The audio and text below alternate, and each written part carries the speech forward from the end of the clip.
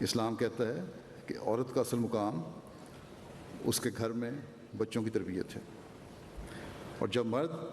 گھر سے باہر کام کر رہے ہوں، حتیٰ کہ دین کو ختم کرنے والوں کے خلاف جہاد کر رہے ہوں، تو ان کو جو ثواب ملے گا اتنا ہی عورتوں کو اپنے گھروں میں اپنے بچوں کی صحیح تربیت کرنے اور انہیں ملک و قوم کا فائدہ مند وجود بنانے پر ملے گا۔ بس اسلام نے اگر ایک کام سے عورت کو منع کیا ہے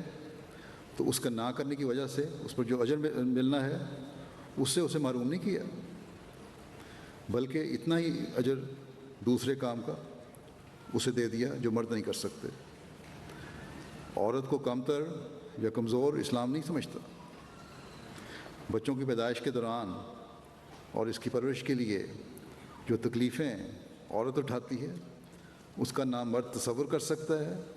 نہ اسے برداشت کر سکتا ہے، نہ یہ کام کر سکتا ہے۔ اسی لحاظ سے عورت کے اعصاب جتنے مضبوط ہیں مرد اس سے قریب بھی نہیں پھٹک سکتا۔ عورت کے کام کی اس اہمیت کے پیش نظر حضرت صلی اللہ علیہ وسلم نے ایک پوچھنے والے کو، ایک سوال کرنے والے کو 3 مرتبہ یہ فرمایا کہ تیری ماں تیرے حسن سلوک کی سب سے زیادہ حقدار ہے، اور 4تھی مرتبہ فرمایا پھر تیرا باپ۔ بہترین، فعال اور کارآمد شہری بنانے اور اس کی اچھی اور نیک تربیت کرنے کی وجہ سے ہی حضرت صلی اللہ علیہ وسلم نے یہ ارشاد فرمایا کہ جنت ماں کے قدموں کے نیچے ہے۔ بس جیسا کہ میں نے کہا، ہم دنیا کو یہ بتائیں اور اسی طرح اپنی نسلوں کے ذہنوں میں بھی